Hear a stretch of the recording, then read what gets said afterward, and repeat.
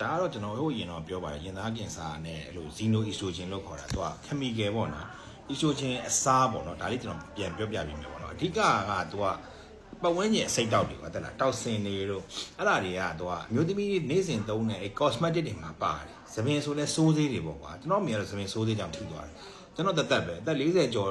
ထိသွားဆိုးလာတာအပြိုရရတဲ့သူကတဲ့သပင်ဖြူတာတဲ့ဆိုးတာပေါ့အဲ့ဒီပြောလို့မရဘူး chemical ထိတာပေါ့နော်ဒိုင်းတွေပေါ့နော်စိုးသေးတွေပေါ့ဒီက plastic တွေလည်းပါတယ်Xeno ဆိုတာကြတော့ခုနပြောတယ် foreign estrogen ပေါ့ chemical လိုဟာမျိုးသွားထိတယ်ခန္ဓာကိုယ်ထဲမှာ hormone တွေကခုန PCOS လို့ခေါ်တယ်ကွာကလေးမရတာတို့ခုနပြောလို့ဝါလွန်လာတော့ရင်သားတို့เนาะစီးကျိတ်တွေမှာလည်းရှိတယ်မျိုးသားတွေမှာလည်းစီးကျိတ်ပြဿနာရှိတယ်เนาะအဲကြောင့်မျိုးသားတွေဒီ plastic ဘူးရေဘူးတွေမတောက်နဲ့ plastic bottle တွေเนาะအဲ့ဒါတွေကအရေးကြီးတယ်เนาะ BPA လို့ခေါ်တာ bisphenol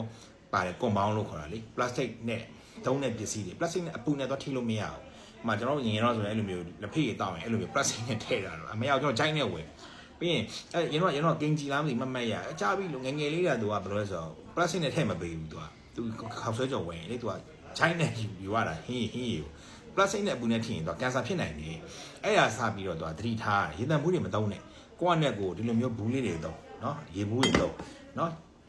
နောက်တစ်ခါကျ cosmetic တွေမှာခုနောက်ပိုင်းတည့်တဲ့အတိုင်းပဲအတုတွေများတယ်ကွာအခုရိုးရလာတယ်ဆိုရင်ဂျင်းထည့်တာများတယ်တည့်တဲ့အတိုင်းပဲပြီးဒီတာချန်နေတဲ့ air fresher တွေအဲ့ဒါတွေကအနက်နဲ့လည်းထိရနော်သိရမလားကားပေါ်မှာသိရရေမွေးပလင်းတွေပါအဲ့ဒါတွေကတောက်စစ်နော်သိရမလားအပူနဲ့ထိပိုအောင်ဆိုးသေးတယ်ပြီးတော့ pesticide လို့ခေါ်တယ်ဒါတွေတော့တီးပြီးစားတယ်အသီးနှံတွေမှာပါတယ်ပိုးသက်ဆေးတို့ပေါင်းသက်ဆေးတို့မိုးသက်ဆေးတို့ပေါ့အသီးရွက်တွေသိချစားရည်ဆေးပေါ့ကွာအဲ့ဒါတွေကလည်းခုနပြောလို့ပေါ့ xeno estrogen ပဲရင်သားကင်ဆာဖြစ်တဲ့အကြောင်းရင်းတွေပြီးခုနပြောတဲ့တိရစ္ဆာန်တွေပစ္စည်းတွေ hormone related animal တွေပေါ့နော်တိရစ္ဆာန်တွေကိုခုနပြောလို့ပေါ့ဆေးကျွေးထားတာမျိုးတွေကလည်းများစားရင်မရဘူး CP တွေပါတအားစားလို့မရဘူးတခါတလေစားတာပြဿနာမရှိမိန်းကလေးတွေပေါ့နော်တချို့ကငငယ်ရွယ်နဲ့အဲ့လိုမျိုးရင်သားတွေထွက်လာတယ်လို့ဘာလို့ CP တွေစားတာတိတ်တော့မကြိုက်ဘူးကလေးငယ်တိတ်မကြွေးတာကောင်းတယ်ကြီးရင်တော့စားဖို့ကွာနည်းနည်းပါးစားပါမဖြစ်ပါဘူးเนาะဒါပေမဲ့အများကြီးတော့မစားတာကောင်းတယ်ပေါ့เนาะသူအစီသွားပြီးတော့သူကခုနပြောလို့ပေါ့စုနိုင်တယ်လို့เนาะခုနပြောတယ်ကျွန်တော်ပြောတဲ့ apoptosis လို့ခေါ်တယ်ခန္ဓာကိုယ်ရဲ့ cell သူကခုနပြောတဲ့ဒီ cell ရှင်းလင်းတဲ့ဟာတွေမှာ process တွေမှာသူကနှောက်ယှက်ပေးတာပေါ့เนาะအဲ့တော့ကျွန်တော်တို့ကအကောင်းဆုံးတော့သူကဒီဖန်ပလင်းပေါ့ရေတံမှုတို့ stainless steel တို့တောင်းရတယ်တဲ့เนาะအပူနဲ့ plastic နဲ့မထိရဘူးလို့เนาะပြီးရင်ခုနောက်ပိုင်းပြောတာတွေပါတယ်ဘာလို့သူတို့ဘောင်ချဖြတ်တဲ့အဲ့ဒီတည်းမလားစာရွက်ထဲမှာပါတယ်မှင်အဲ့မှင်တွေတထိလို့မရဘူးလို့စလစ်တွေလေကျွန်တော်တို့